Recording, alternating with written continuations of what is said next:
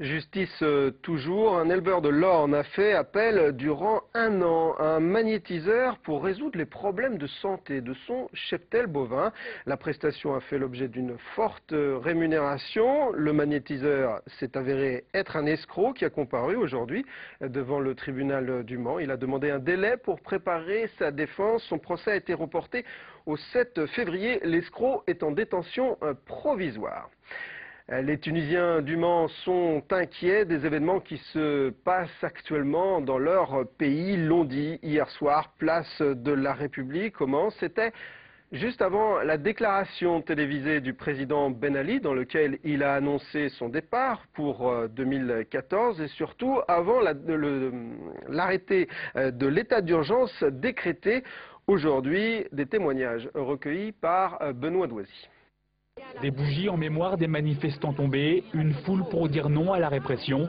Près de 200 personnes s'étaient rassemblées pour soutenir le peuple tunisien, un peuple qui n'est pas libre de s'exprimer, et même au Mans, de nombreux Tunisiens ne souhaitaient pas s'exprimer face caméra. Peur des représailles pour leur famille ou peur de devenir persona non grata en Tunisie. Mais ceux qui parlent expriment tous l'inquiétude. Moi je suis là, c'est parce qu'il y a plein de gens de ma famille qui souffrent dans le sud de la Tunisie et en même temps il y a plein de victimes, on ne sait plus quoi faire franchement et on a eu trop de massacres ces derniers temps. Beaucoup de Français d'origine tunisienne, mais pas seulement. Le soutien était international, mais une idée rassemblait les manifestants, les droits de l'homme.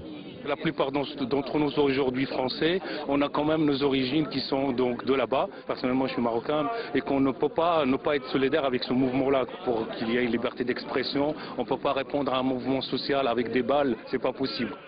L'action était organisée à l'initiative du CARAF, le collectif antiracisme et antifascisme. Une délégation du collectif a pu être reçue en préfecture aux alentours de 19h15. Ses membres avaient un message clair à faire passer.